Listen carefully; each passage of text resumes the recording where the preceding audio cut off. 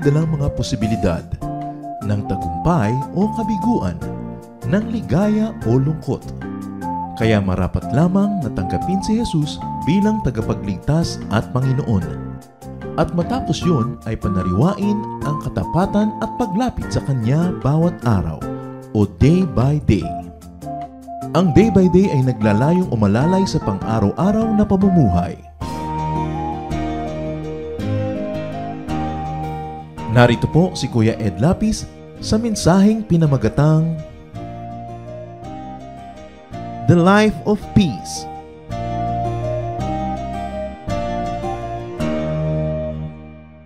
Napakahalaga na tahimik at payapa ang buhay. What will people not give just to have peace?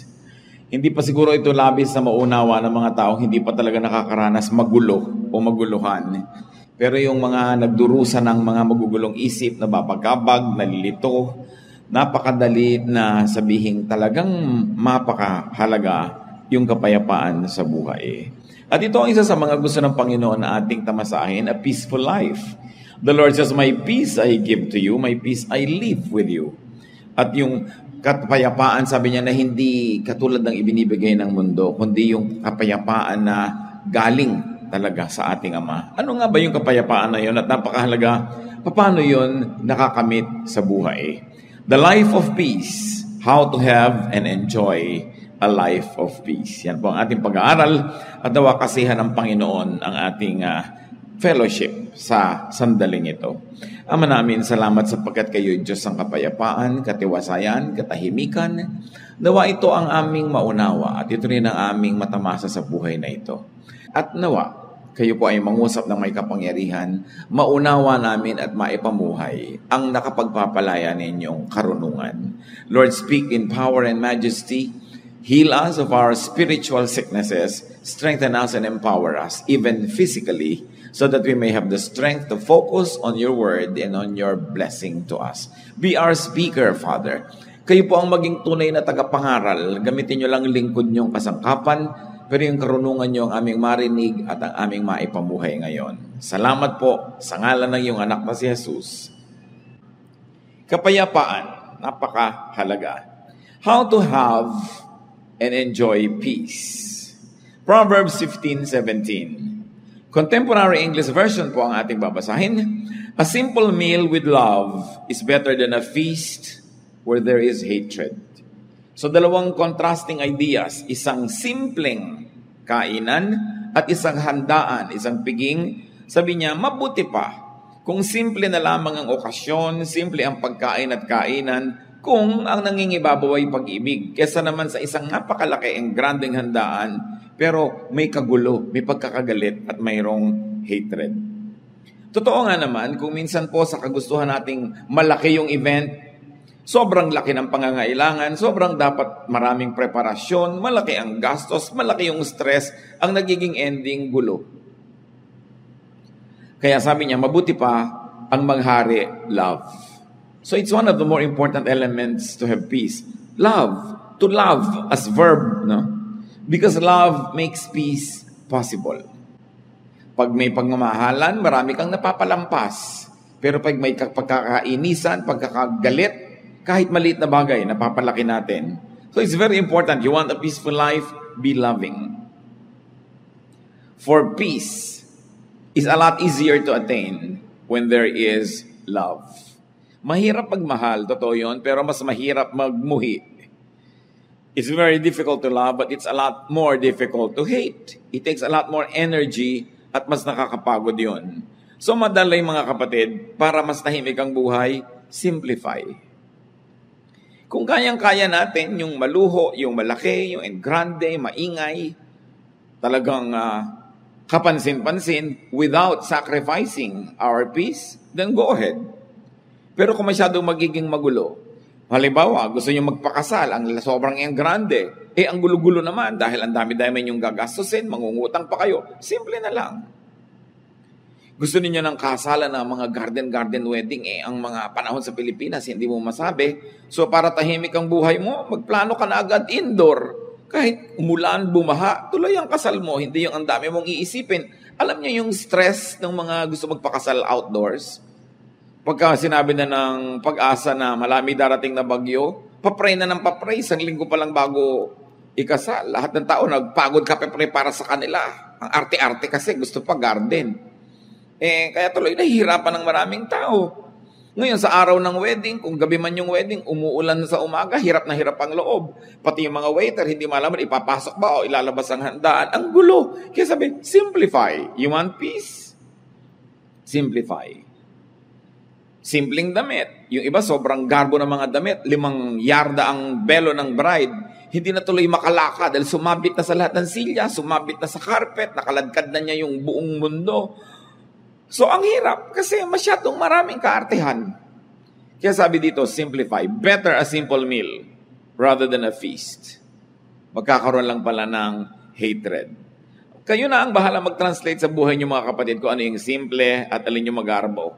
At alam nyo, nakakapagpagulo. Kahit sa andaan ko minsan, when you want a perfect na hain in more opulent homes, makikita mo kung paano nai-stress yung lady of the house na nakaupo with the guest kung yung mga katulong hindi marunong mag-serve. O nagkakamali, anong kutsarang inilagay dito, anong tinidor, saan inilagay si baso. Nandidila talaga yung donya at kung pwede lang niyang kainin ng palihim yung katulong niya kasi yung reputasyon niya ang nakataya. So relax, gawin mo na lamang na, hindi na sit down dinner. Gawin mong buffet. E di ang simple-simple, hindi ka pa sobrang napagod. At kung wala ng pagkain, wala na, di titigil na tayong kumain. Hindi yung sobra mong gusto magpa-impress, sobra mong gustong malaki yung statement, ang laki tuloy ng nakataya. At pag malaki nakataya, malaki yung pwedeng matalo. At pag malaki yung pwedeng matalo, stressed ka sa buhay. It's better to simplify. When people try to be more beautiful than they really are, when people try to stand taller than what they really are, they have to work hard so much at hiding the truth. Hindi tuloy sila nakakapahinga. Mabuting simple, mas mabuti yung inaamin mo na lang yung totoo ka as much as possible. Siyempre, hindi ka naman pwedeng 100% na totoo. Diba? Meron ka namang ini-improve, which is normal. But alam mo dapat kung ano yung sobra na to, mapapagod na ako, this is no longer good for me and for everybody else around me. Simplify and your life will be much more peaceful. Proverbs 21:9. It is better to stay outside on the roof of your house than to live inside with a nagging wife. Siyempre, point of view yan ng husband. Dapat din pwede rin sabihin, than to live inside with a nagging husband kung husband mo naman yung nagger. Alam naman natin na sa Middle East, ang mga bubong ay pwedeng tirhan kasi flat. Pag naglagay ka ng kaprasong bubong uli doon sa ibabaw ng bubong na yun, kaprasong dingding, yun na yung upper room. So it is possible. But what Proverbs is saying is, mas masarap yung tahimik kahit nag-iisa ka na lang. Malayo ka na lang sa mahal mo sa buhay. Kung nagger naman ang lagi ang pinagdagagawa, kailangan tahimik ang buhay. Isang lesson dito mga kapatid, you want a peaceful life, don't nag. Mas marami naman talagang wives na guilty nito, pero hindi ito exclusive to women. May mga men, sila yung nagger. Don't insist on your own way. Bakit ba may nagnanag? Because somebody insists on your own way. Gusto ni Mrs. Pisang-pisa ang toothpaste. Yung walang natitira, hindi uka-uka, tuwid na tuwid. Gusto mo pala, di ikaw ang gumawa. What you want for yourself. Kung yung husband mo, gusto niya uka-uka, tabi-tabingi. Pareho lang naman kayo ng right bilang mag-asawa. Why impose on him na lagi niyang gandahan yung pisa ng toothpaste? Diba? O gusto mo bumili kang dalawa, isa sa'yo, isa sa kanya. Tahimik ang buhay. But why impose your values on somebody else? Because you think you're better? Because you think you're superior? Kaya nagkakagulo mag-asawa. Because you impose. Gusto nung isa ang lamig-lamig ng aircon, gusto nung isa mainit, maghiwalay kayo ng kwarto. O wag na, wala na lang aircon para walang gulo. Yung gusto, yung isa ayos na ayos yung sa pinangkama, yung isa naman pagka sumakay sa kama, nagulo na lahat. Maghiwalay kayo ng kama. Ngayon, ayaw mo maghiwalay, tiisin mong magulo. Gusto mo pala mag-ayos ka. Pero kung ayaw niya mag-ayos, don't impose. When somebody imposes, that's when stress becomes unbearable. Siyempre naman, yun namang mga asawa, lalo kasambahay, kung pwede kang makisama dun sa mahal mo sa buhay para siya sumaya, di gawin mo rin. Pero ang totoong may problema nun, hindi yung ayaw pumisa ng toothpaste ng maganda, yung nagpipilit na laging gandahan yun. Yun ang mas may problem. Dahil yun, hindi naman iniinsist sa'yo ng asawa mong guluhan mo ang pagpisa. Siya, pumipisa lang, ganun lang. Pero hindi niya ini-impose sa'yo yung taste niya. Pero yung ini-impose mo sa kanya yung taste mo. Because pastor, di po ba mas maayos naman talaga yun? Oo nga, pero hindi. Sa 20 taon ba, nakasasabi mo sa kanya na natutunan na niyang pisain ang tama? Di ba ang dami niyo na naging gulo dahil lang dyan? Tanggapin mo na lang. O magpalit ka ng asawa. Hindi mo naman magagawa, bubili ka na lang ng extra toothpaste. O ayaw mo naman, pagtsaga mo tabi-tabingi. Alam niyo ibig sabihin, may mga babae kasi ang gusto, pag pinisa mo yung toothpaste, lahat na doon sa dulo, yung malapit sa labasan lahat, at pantay dapat. At araw-araw yun ang problem. No? So, tanggapin mo na lang kung yung asawa mo pag naliligo, tumatalsik-talsik dyan, nagiging parang kanal yung bahay nyo. Kaysa man mag-away kayo, punasan mo na lang. O magdalawa kayo ng banyo kung meron kayong budget. Pero hindi pwedeng i-insist mo sa kapwa mo kaning gusto mo, kahit asawa mo siya. We were created as individuals with individuation. Don't nag, don't insist on your own way. What you want for yourself. What you want done, do yourself. Hayaan mo yung isang tao kung ganun ang kanyang ugali. Pero siyempre, kung kakausapin naman ito yung kabila, pagbigyan mo naman yung misis mo kung magagawa mo. Pero alam niyo yung likas ay likas eh. Can a leopard change its spots? Sabi nga nila, you cannot teach an old dog new tricks. I have seen couples na talaga yung pagpisa lang na ganyan, yung paglagay ng maruming damit sa ropero, yung pagsasampay ng basang tuwalya sa kanilang banyo, taon na nilang pinag-aawayan. Hindi na tahimik na malaman mong, oo nga, no, ba't lang pinag-aawayan ito? Tatahimikan ko na lang ang buhay ko, hayaan mo siya yung gusto niya. Kasi paggalang din sa kapwa yon, yung hindi mo ini-insist ang gusto mo. Meron naman mga asawang hindi marunong mag-spell, kinokorek ng asawa over dinner table. No? Yung pronunciation, ikinokorek. Para lang ipakita sa ibang, actually, marunong ko mag-pronounce, yung asawa ko lang hindi marunong. So, ikokorek ko in public. Pagpapasikat yun yabang. At the expense of the one who loves you and at the expense of the one you love. So, dapat mga kapatid, if you're above 25, especially above 35, alam mo na yung mga ways na troublesome. At alam nyo na yung ways na peaceful. Go for peace. Most of our troubles are self-manufactured. Ngayon, kung ikaw naman yung asawang ninanag, don't invite nagging para din tahimik. Do your part. Do your duty. Do what you must. Kung pwede mong pagbigyan, para tahimik kayo, di pagbigyan mo. Move on time. Yun naman mga ninanag kasi, kung anak yung ninanag, hindi pa kasi sumusunod agad. Kung sumusunod ka na ba naman agad, di tapos na rin yung nagging. Many people nag because they don't get the results that they want. So you want them to stop nagging, give them what they want. They'll stop. Now, if you want naman to stop this trouble in your life, change your standards so you don't have to nag. Both parties have to do something to have peace. Especially in a home, it takes at least 2 people to make trouble. At kung ikaw yung laging ninanag, do things well. Lalo yung mga anak, may karapatan naman ng mga magulang yung inag kayo because ninuhubog kayo sa tamang ugali. Tsaka siyempre sila yung may authority sa bahay So, kailangan ka mag-conform sa ganong authority. But family members, stay away from vexations. Kung ikaw yung may tendency to nag, check yourself and nag less. Change your standards. Value peace in the home more than your sense of orderliness or your sense of what should be. Ngayon, kung ikaw naman lagi yung ninanag, pagbigyan mo yun ng nanag para tumigil na rin siya habang kaya mo. Kung ikaw yung lagi na lang pinapaalalahanan, tandaan mo na para hindi ka napapaalalahanan. Mahalaga tahimik. Do not allow yourselves to be vexed. Sabi nga close the door that brings in the draft. Isang Arabic saying. Kung ano yung laging nagiging dahilan ng pag-aaway, solve nyo yon para matahimik na yon at matapos na once for all. Kasi alam nyo yung may trouble, lalo sa sambahayan, para ka naglalakad, nakasapatos ka na may bato sa loob. Masakit, mahirap. Why live with it when you can live without it comfortably? But it's only a matter of deciding that, yes, I'm going to value peace more than the standards that I like. and probably more than my personal inclination, mas mahalaga that there's a climate of peace. If you have to choose, settle for physical rather than spiritual or emotional discomfort. Meron kang benefit. It will give you more money.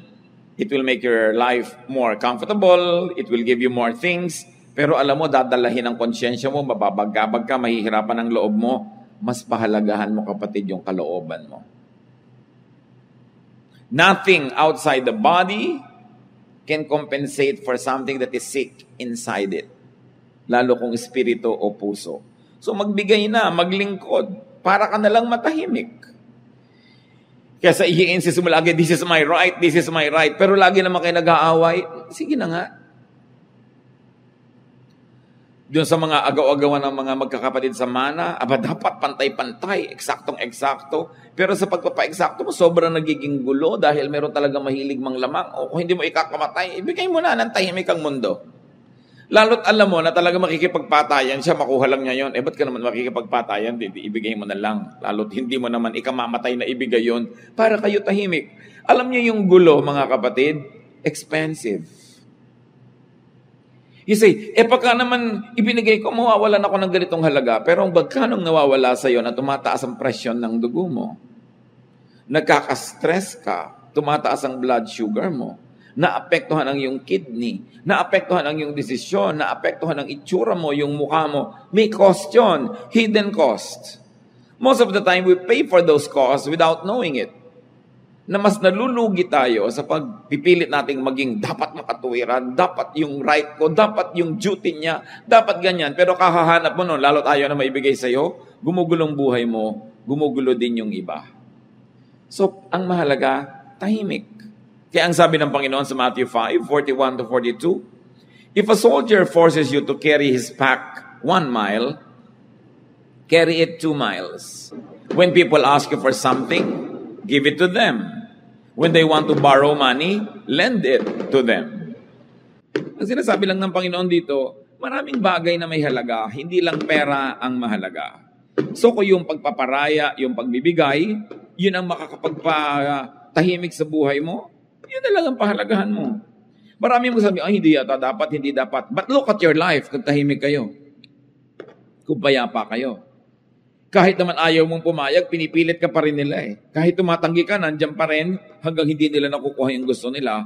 So it's up for you to decide which is more important to me at this point. Matahimik ako at mawala siya sa harap ko o ipagpilitan ko na ayaw ko magbigay sa kanya.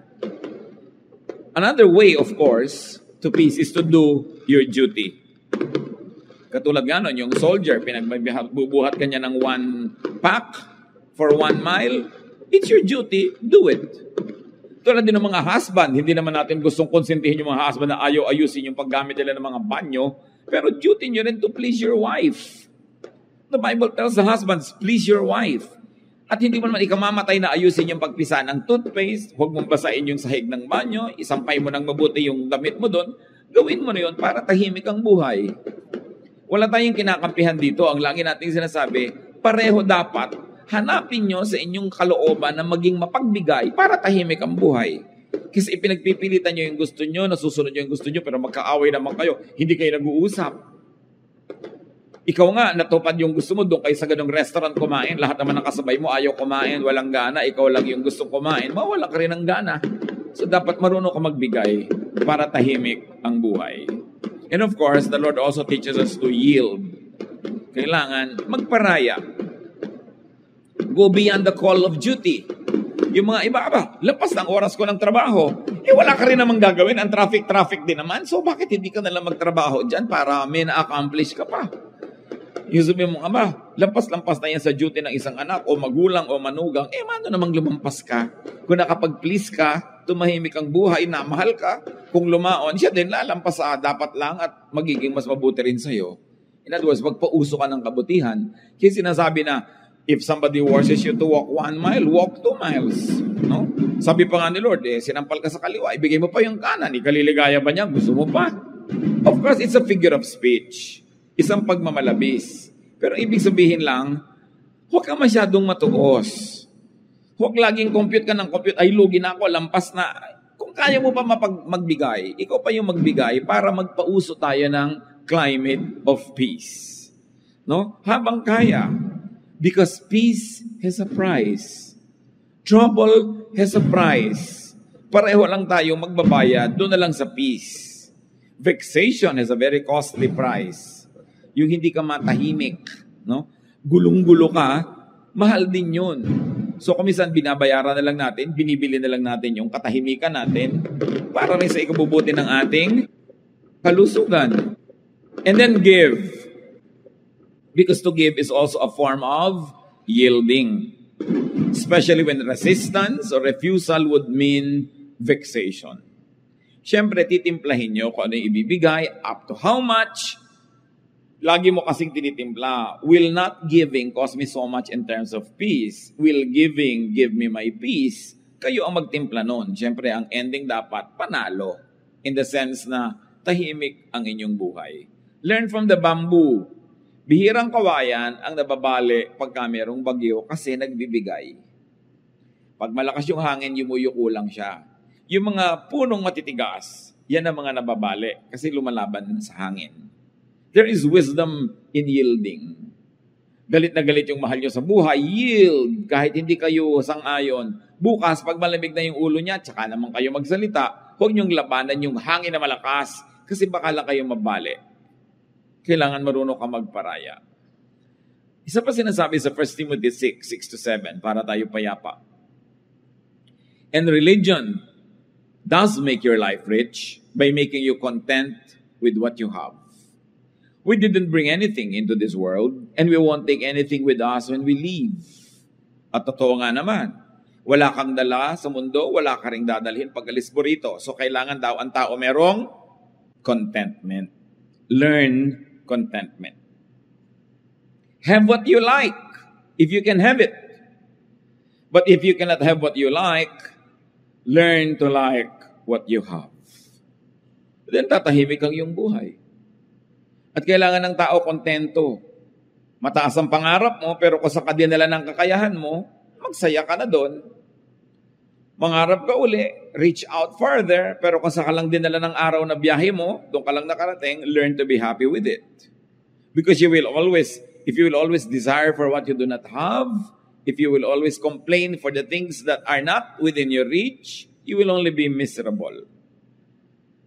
Hindi lang nadadaan sa pagkain, sa clothing ang buhay, marami pang iba. Sabi sa Luke 12:13, life is more than food or clothing. Siyempre, metaphor yan, isang talinghaga, yung food and clothing for all the material things that we desire. Sabi, well, okay, plant so you harvest, reach out, far, wide, pero kung doon ka na lang dinala ng buhay, sa kabila ng pagsisikap mo, mahalin mo kung anong binigay sa'yo ng Panginoon, appreciatein mo kung anong kalagayan mo ngayon. Huwag kang laging magsikap, magpayaman, magpasikat, maging makapangyarihan. Kasi yung pagyaman, pagsikat, pagiging makapangyarihan, hindi yan garantiya na lagi kang mas sasaya kung mas sikat o mas mayaman o mas makapangyarihan. Ang problema ko minsan sa yaman, kailangan mo uli ng napakaraming yaman to maintain it. Ang problema sa kapangyarihang natikman, kailangan mo ng mas marami pang kapangyarihan to maintain it because somebody else likes it. And in getting it or keeping it, a lot of trouble can come into your life. 1 Timothy 6:8-10. So we should be satisfied just to have food and clothes. People who want to be rich fall into all sorts of temptations and traps. They are caught by foolish and harmful desires that drag them down and destroy them. The love of money causes all kinds of trouble. Some people want money so much that they had given up their faith and caused themselves a lot of pain. Sabi, kailangan maging satisfied ka with simple things. Yung sinasabi namang food and clothes, talinghaga sa simple. Hindi sinasabing magpakasimple ka na lang all your life, pero kung yan na lang talaga ang narating mo na hindi mo sinacrifice ang pagiging mabuting tao, ang pagiging anak mo ng Diyos, well, learn to be happy with it. Sabi yung sobrang pagnanasa na yumaman o magkaroon ng sobrang higit-higit sa kailangan naman nila, naububulid lang sila sa napakaraming mga gulo. Natatrap sila ng kanilang mga kung ano-anong pinaggagawa para lang makuha nila ang kanilang mga gusto. The trouble with having a lot of wealth is that everybody else wants it, so you have to keep fighting them to keep it. The same with power, the same with fame. Same with beauty. Pag binayayaan ka ng Lord ng kagandahan, masatisfy ka, at kung na-maintain mo yan sa parang hindi naman nasisira ang kalusugan mo, buhay mo, budget mo, well, do it. Pero kung nasisira na yun, hayaan mo nang tumanda ka. Diba? Kesa naman sa umabot na yung pusod mo sa pisngi mo, akala ng mga tao, dimple. Yung pala talaga namang sobrang operasyon na pinagkakagawa mo, tanggapin mo na may edad ka. Tahimik naman yung buhay mo kasi hindi yung natatakot ka, baka kung ano yung pinaglalagay mo sa katawan mo, tapos ngayon tumatabingi na siya, nagkakaliko-liko na siya. Yung mga tattoo mong kilay nagiging berde na, yung mga inimplant na sa'yo, umiimpes, lumalakad na yung mga kung ano-anong bahagi ng anatomy mo, di ba magbubuluhan ka nun? So kung konting ayos, may effect, pero dapat alam mo kung ano yung magbibigay sa'yo ng gulo at huwag mo na lamang pagsikapan yun. Opt for peace more than for beauty. No? Kasi yung nagpapaganda pa ng sobrang maraming repair ginagawa, napagtatawa ng patuloy pagka nagkakamali-mali na yung nangyayari sa mukha niya. Alam niyo naman nagtatawa naman, mga inggit kasi yun eh. Kaya lagi natin pinagtatawanan yung mga nagkatabi-tabingi. Tumabingi. Inggit ka lang kasi di mo na-afford. No? So, all form of criticism comes from envy. Dahil kung talaga makadiyos ka, may tumatabingi yung muka, maaawa ka dapat. Pero ba't mo pinagtatawanan? Inggit ka siguro. Kung hindi man ngayon, noon. Kaya tuwang-tuwa ka ngayon na mas maganda ka pa. So, buti pa ako. Di ba ganun yun? Buti pa ako, hindi tumabingi yung muka ko. So, analyze din natin sarili natin. Baka meron tayong envy. Pero mahalaga mga kapatid, to be satisfied. Di ba? Kung 45 na yung bust line nyo, tama na. Anong gusto nyo? 90? Yung iba talagang wala na, nasusubsob na halos, ayaw pang tumigil. No? Hindi natitigil kung ano pinaggagawa sa katawan. Hindi lang sa physical repair. Yung sobrang honor na, gusto pa, nagngangangalngal dahil 99 yung grade. Ano ka ba? 99 na nga, yung kasunod mo, 88 pa lang. Tapos ang lungkot mo pa. Dapat matuto na tayong sumaya. Kung yun na yung best natin. Ito na yung buhay na naibigay sa inyo ng asawa nyo. Dati, ikaw ay isang may bahay na walang bahay. No? So, hindi ka na nagkabahay kahit kailan. May asawa ka naman, di sumaya ka na. Kasi may bahay na wala naman siya katabi, wala naman siya kapiling sa buhay. Yun ibig sabihin, count your blessings. You are not better than the other person. But what's important is for you to count your blessings. Siyempre, kung marami kang anak, laging halos wala kang pera, ang dami mong binabayaran, matrikula, gastos, pero dumadami naman yung tao na nakapaligid sa'yo, tumatanda ka, meron kang mga kasama sa buhay, kakaapo ka, kanya-kanyang blessing yan. Kanya-kanyang bilang, kanya-kanyang pagsisikap na maging kontento sa buhay. It's very important to be happy. Hindi ka masyadong matangkad, huwag ka nang malungkot. At least hindi ka tatamaan ng kidlat. Kasi yung matataas ang tinatamaan ng kidlat, di ba? Lagi mo, merong blessing ang buhay ko, I will be happy with it. I will celebrate what God gives me. Hindi naman ibig sabihin ng kontento, wala ka ng pangarap at wala ka ng pagsisikap at ambisyon. Yes, dapat mag-ambisyon, mangarap. Pero kung hanggang doon talaga ang narating ng kaya mo, accept it and then celebrate it. If more means more trouble, more stress, more pain, what's the point? Sobrang lumaki nga ang kita nyo mag-asawa pero nagkahiwalay na kayo forever. Hindi ba kayo pwedeng mabuhay ng konti lang pero masaya naman kayo? Pinipili. Hindi lang pera ang mahalaga. Mayroong mga mag-asawang hindi na nagkasama kahit kailan dahil puro laging palaki ng palaki ang babayaran, kukuha ng uhulugan, babayaran, hanggang namatay na yung isa, o kung ano na yung nangyari, hindi na kayo nagkasama. What's the point?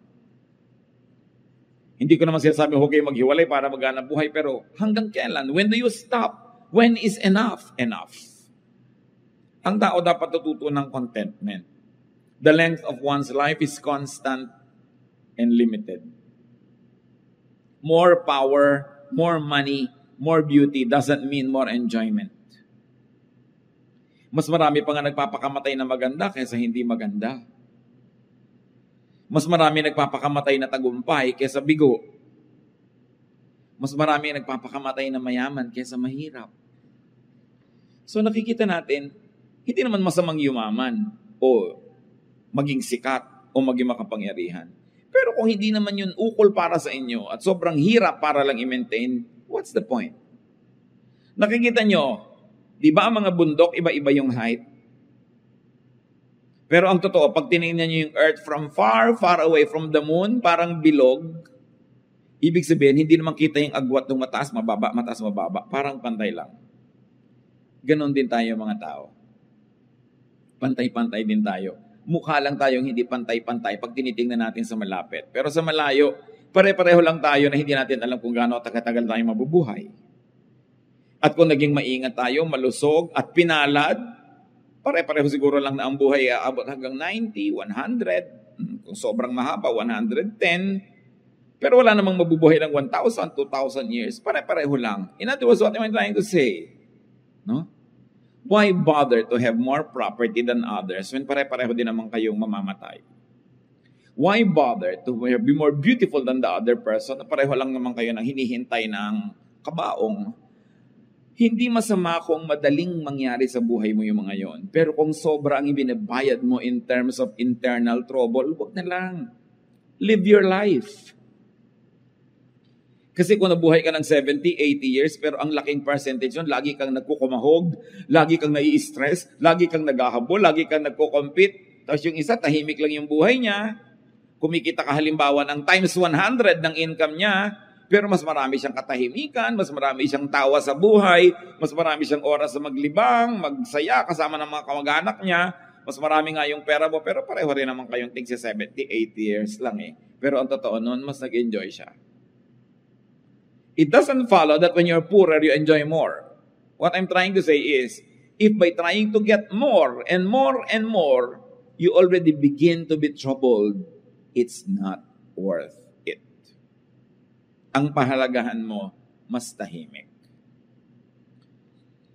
Meron kang sasakyan, sarili mong sasakyan, pwede mong ipasada ng 20 hours a day. Ang dami mong kita, pero pag ipinasada mo siya ng 8 hours a day lang, may oras ka sa pamilya mo, may oras ka magpahinga, bakit mo papatayin ang sarili mo? Madadali lang ang buhay mo. Dapat alam natin when to stop. Ecclesiastes 3:12-13, I know the best thing we can do is to always enjoy life. Because God's gift to us is the happiness we get from our food and drink and from the work we do. So ang itatanong mo, mag-e-enjoy ba ako dito? Mag-e-enjoy ba ang mga mahal ko sa buhay? Mag-e-enjoy ba kami? Kasi kung ang tanong hindi naman, why do it? Mag-organize tayo ang laki-laki-laking party. Pero mag-e-enjoy ba tayo to do it? O mai-stress tayo? Mangungutang tayo? Manghihiram tayo ng kung ano-ano? Why don't we just simplify?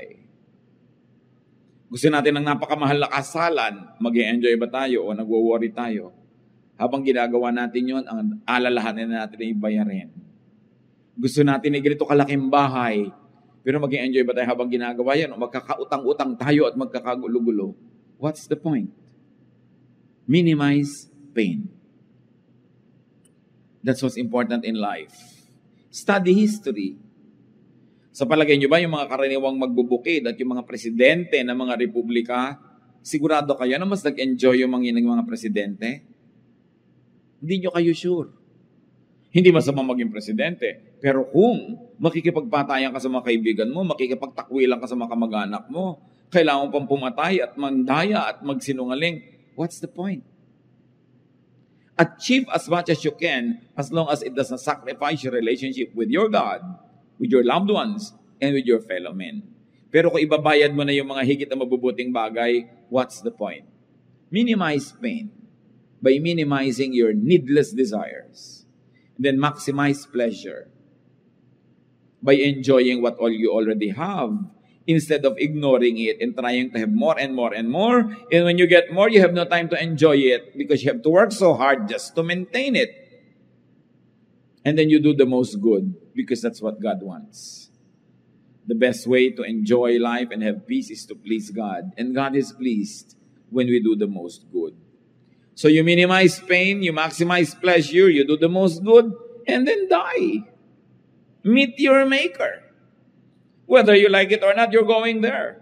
Pero ang itatanong mo, pag nilingon mo yung buhay mo, was it pleasant? Was it nice? Or was it full of strife? Baka sa sarili mong libing, hindi ba lang makipaglibing ang kapatid mo dahil inagawan mo siya ng mana. Is it worth it? Mas humaba pa talaga yung buhay mo kaysa sa kanya? Mas sumarap ba talaga ang pagkain mo? Pwedeng sumarap, pero mas may gana ka ba kaysa sa kanya? Pwedeng nakabili ka ng mas magandang bahay, magandang kwarto at kama, pero mas mahimbing ka nga ba talagang matulog dahil lang nagkaroon ka nun? Pero kung binabagabag ka pa ng budhi mo, wala ka pa naging mga kaibigan, nakagalit mo pa yung dati mong mga kaibigan, is it worth it? You should know when to stop. Kumisan, meron sa ating pinagpapala ng Panginoon, kumikita tayo ng malaki, everything's going well, healthy tayo, pero ayaw nating tumigil, nagiging sakim tayo. Pag naging sakim ka na, gusto mo na lang more and more and more, itatanong mo na sa sarili mo, is the enjoyment directly proportionate to the increase in what I have? Kasi may diminishing returns din yan. Alam niyo yun naman yung pera, mahalaga lang yan sa taong walang pera. Pag wala kang kapera-pera, 1,000 pesos means so much. Kaya pagka yung may mga 13th month pay, pagka end of the year, yung ibibigay mong 13th month pay, magkano? 10,000, 20,000, whatever it is. Sayang-saya yung pamilya, nagkakagulo kung anong kakainin at gagastusin nila. Pero kung ikaw na yung may-ari ng kumpanya, ang totoo, kahit 3 million pa yung madagdag sa pera mo, bali wala na eh. Nadagdag lang sa salansan mo, nadagdag yung number, but it doesn't give you as much happiness and pleasure kasi yung mga empleyado mong tuwang-tuwa dahil nakabili ng pagkaalat-alat na hamon. Hindi ko mas maraming pera, mas may enjoyment. So pag alam mo, ay may diminishing returns na, it means I must focus on something else. And it means probably how to enjoy more what I already have rather than on working harder and harder to have more and more, which does not proportionately add pleasure to your life. Inner peace is important because it gives man the time and space to hear God, to know God. So kung ang ating pagpapasikat, pagpapayaman, ang ating pagkakamal, paghahangad, gumugulong isip natin, pati pagpe-pray hindi na natin magawa, wala na tayong oras, wala tayong panahon para magbulay-bulay ng mga mahalagang bagay. Para ano pa? When you don't hear God and know God more, you will lack the peace that you will need in this life. So know when enough is enough. Psalm 46:10, our God says, "Come down and learn that I am God." Who will learn that God is God? Those who are calm, those who are peaceful, those who are quiet. But when your quests take away the calm, the peace, the quietude, you will have vexation. The more vexed you are, the less of God you will have because it takes peace to know God. And when you make it your priority to have peace, you know God more. Knowing God gives you more peace. Then you're able to know God more. And then you're able to have more and more peace. But the less peace, the less of God. The less of God, the less peace. Baligtad. Paubos ng paubos. Kaya huwag natin pabayaan na tayo ay magulo, mga kapatid. Magparaya. And it's very important that you enjoy life. You're working, enjoy it. Huwag niyong isumpa yung trabaho niyo. Kasi kung ayaw niyo, di mag-resign kayo. Kung ayaw niyo naman mag-resign, di mahalin niyo. Kesa nandyan, tas ayaw niyong mahalin, wala naman kayong choice, hati ang loob niyo.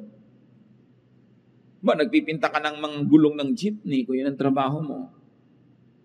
Tas inaiinis ka, nagagalit ka sa buhay mo, inuumpog mo yung sarili mo habang ginagawa mo yun. Pero kailangan mo rin namang gawin, lugi ka dahil ginawa mo tas hindi ka nag-enjoy. Kailangan mo rin namang gawin, di-enjoyin mo na siya. It's important to teach yourself to love what you do. Yan ang itinuturo sa atin ni Solomon eh.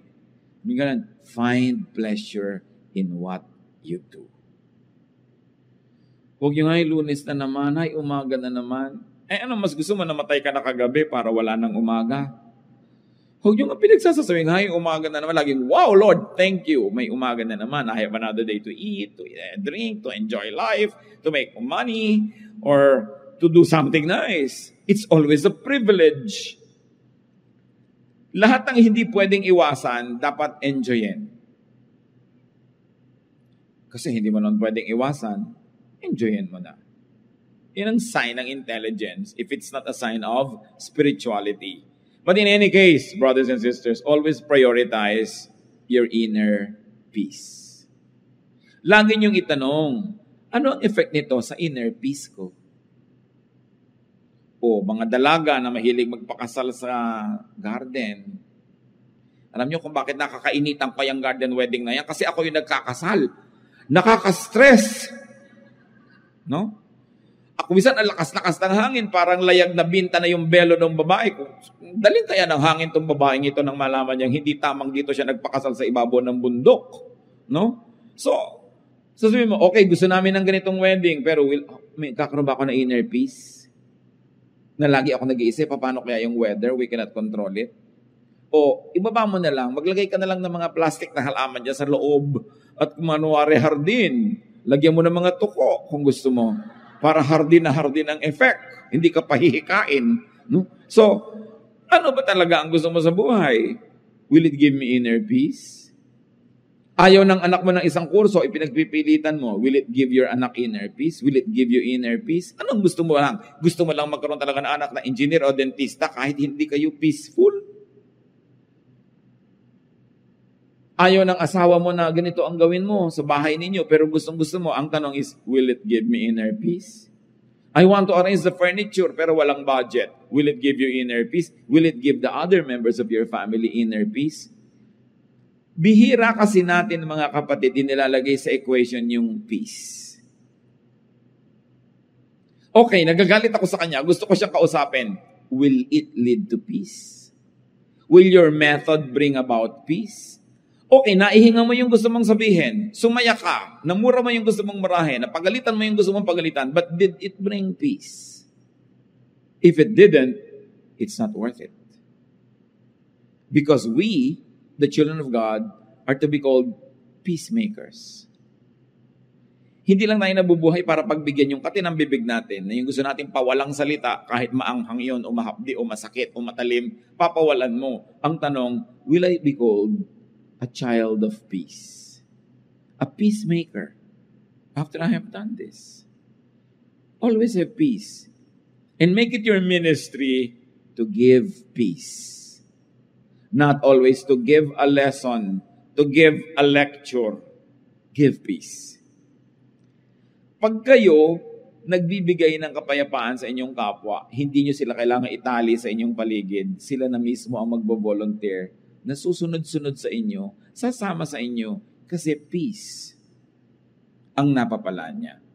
Pero pag laging gulo ng isip, bagabag, lalayo sa inyo.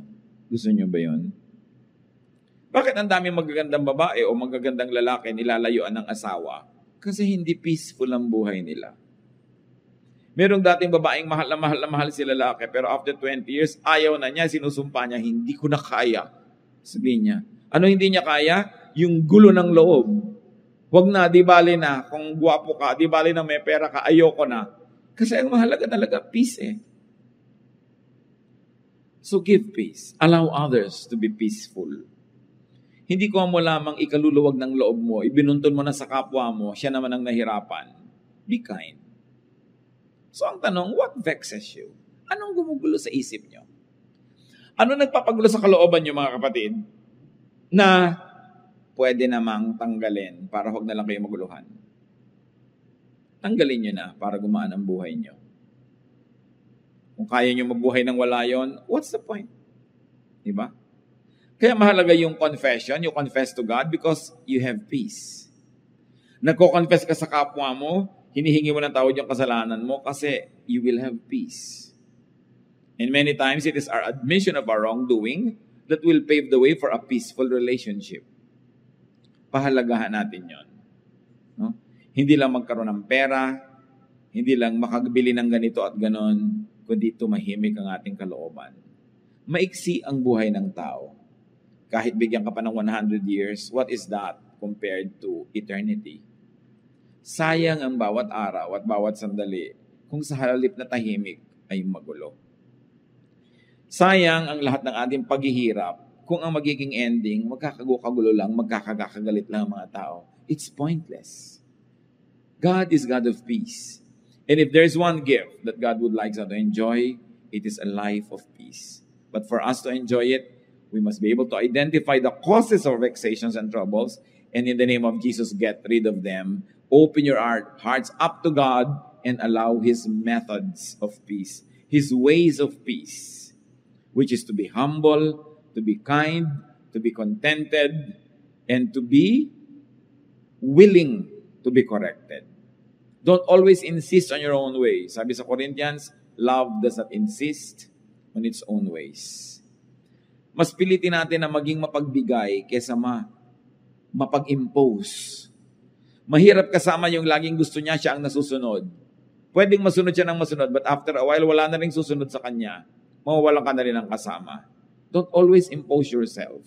Give peace to people who think otherwise, who like something else. Kanya-kanya lang ng panahon, bigayan dapat ang buhay, lalo sa mag-asawa at sa pamilya. Ama namin Diyos. Siyasatin niyo po ang puso namin ngayon kung kami po ay payapa. Tahimik ang aming buhay. Dalawang uri ng kaguluhan, maaaring kaguluhang dahil sa aming pamamaraan ng buhay at meron mga kaguluhan na espiritual na kung tutuusin, meron din kaming pananagutan kung bakit kami nasuot sa magulong spiritual life. Pakita niyo sa amin ang mga pagkakamali namin para maituwid, Panginoon. Pakita niyo rin yung pagiging naming selfish when we insist on our own ways. When our peace means trouble for other people. Teach us, Lord, to balance na may bigayan na marunong din kami magparaya para kumisa naman. Sila naman yung payapa. Kahit kami ang magbigay. Sa lahat ng mga pamilya dito, Panginoon, na ngayon ay pinaghaharian ng gulo, kanya-kanya, agawan, awayan, pataasan ang mga pride, kanya-kanyang mga kasakiman. Patawarin niyo kami at ipakita niyo sa amin ang pananagutan namin at nawa maging daan kami, Panginoon, para gamutin niyo ang aming mga pamilya. Bless every family represented here. And through the people that hear your word and obey your word, O God, let your peace come into every family. Even workplaces, even communities and organizations. Pero una ngayon ang hinihiling namin, Panginoon, siyasatin mo ang puso namin at ipakilala mo, ipamukha mo sa amin ang mga pamamaraan, ugali, pag-iisip namin na kalaban ng kapayapaan. Nagbubunga pa ng gulo. Gulo sa aming kalooban, gulo sa aming kapaligiran, gulo sa aming mga relasyon. Teach us your ways, O God. Your ways that are peaceful and peaceable. Your ways that not only bring about peace in us, but also promotes peace wherever we go. Teach us and make us agents of peace. Lalong-lalo, Panginoon, kung kami may influensya, maybe our office, our job, our work, our job description, our rank, our title, sinusuko namin ito, Panginoon, para maging kasangkapan mo ng kapayapaan. Lalong-lalo ang aming mga dila na madalas sa katabilan nagiging sanhi ng gulo imbes kapayapaan. Turuan mo kami, Lord, na pag kami mga kakilala kami na nagkakagalit, huwag kaming kumampi, kundi maging agents of peace. Huwag naming abusuhin ang aming kapangyarihan o office para apihin yung mga kalaban namin o kalaban ng mga mahal namin sa buhay. Kundi habang kami may office, may official work, may title, that we be fair. Maalala namin na ang bawat trabahong binibigay mo sa amin is your trust. And you want us to be agents of your peace and fairness and justice. Teach us, O God. Magbulay-bulay tayo, mga kapatid. Pakinabangan natin ang sandaling ito. At nang tayo'y magiging lalo pang tahimik, ang lahat ng kilala natin ay matahimik dahil sa ating impluensya. At ating mga tahanan, mas lalong magkaroon ng kapayapaan dahil sa ating mga pamamaraan. Lord, in silence, may you allow us to reflect. Teach us how to enjoy lives of peace.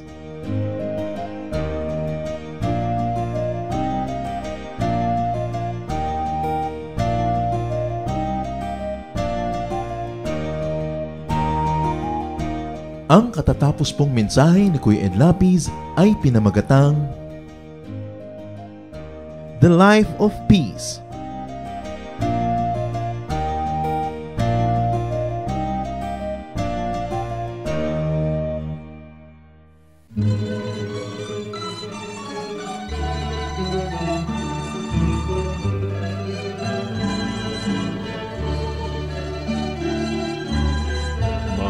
gawa niyo sa aming buhay, tuwina'y naaalala. Kayo'y laging tapat na tunay, puno ng pagpapala. Salamat sala'y pinatawad, nilinis niyo, O Diyos. Pakinggan niyo't aming ilalahad, awit sa inyo, Jesus. O kay sarap mabuhay sa piling niyo, Jesus. Bawat landas may kulay, kasiyahay lubos, ang tanging ninanais ay magpuri sa inyo, lalo lang tumatamis sa piling niyo, Jesus.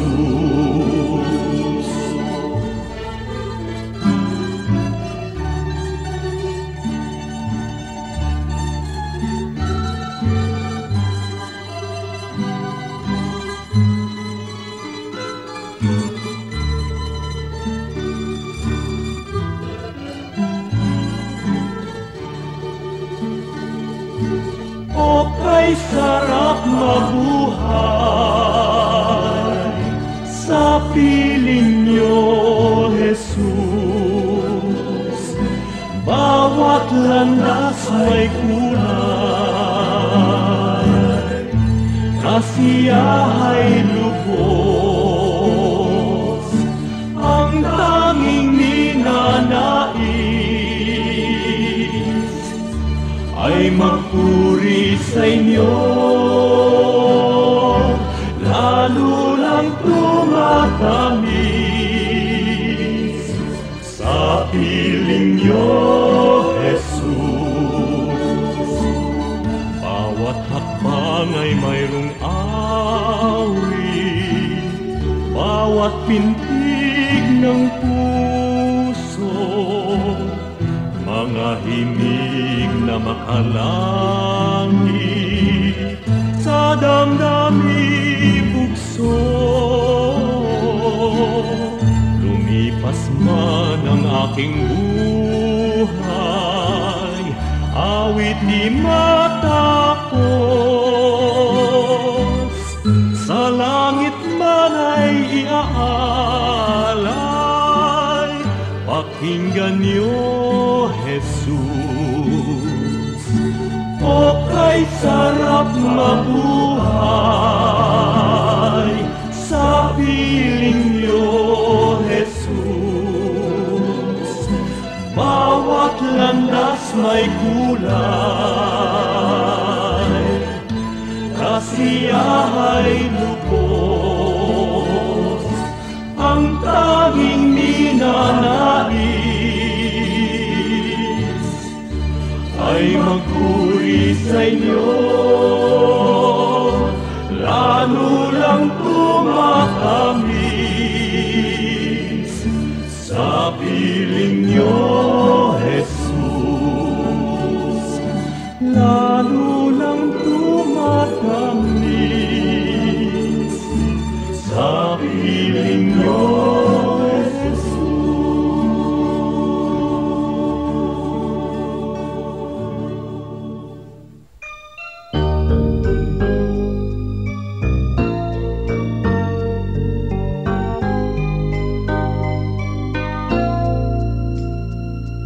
kung ang puso mo ay nasasaktan dahil buhay ko ay may kabiguan, suliranin may nagbunga ng kasawian.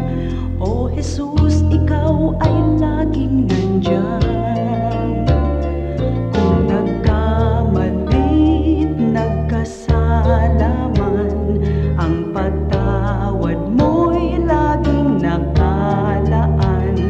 Kung ang kapwa ko sa akin nagkasala man, ang patawad ko kaya'y ilalaan. Ang kabaitan mo ay dapat kong tularan sa buhay ko. Ang kabaitan ko, biyaya ng Espiritu, kabaitan ko.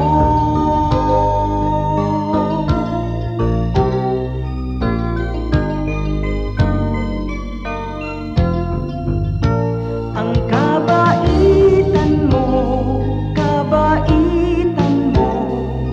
ay dapat kong tularan sa buhay ko. Ang kabaitan ko, biyaya ng Espiritu, kabaitan ko.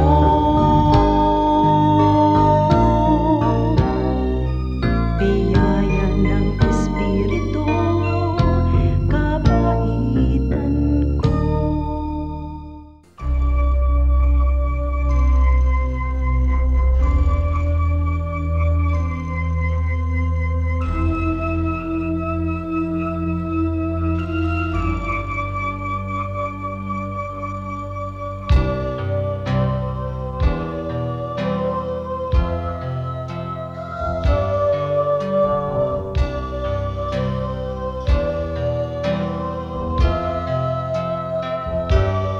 Bakit labis na pag-ibig ang nais kong ibigay?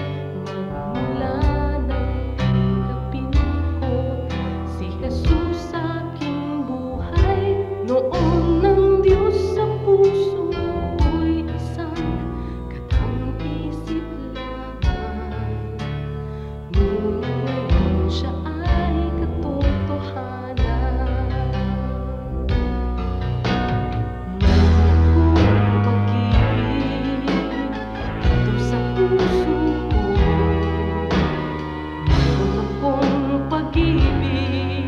Nais kong ibahagi lagi sa inyo. Mayroon akong pag-ibig na hindi mamamatay. Mayroon akong pag-ibig, ito ay panghabang buhay. Labis-labis na pag-ibig ang sa'yo'y naghihintay. Pag sa puso'y tanggapin mo si Jesus na siyang buhay. Noon ng Diyos sa puso'y isang katang-isip lamang. Ngunit ngayon siya ay katotohanan. Mayroon akong pag-ibig dito sa puso ko. Mayroon akong pag-ibig, nais kong ibahagi lagi sa inyo. Mayroon akong pag-ibig na hindi mamamatay. Mayroon akong pag-ibig, ito ay panghabang buhay. Mayroon akong pag-ibig, ito ay panghabang buhay. Mayroon akong pag-ibig, ito ay panghabang buhay.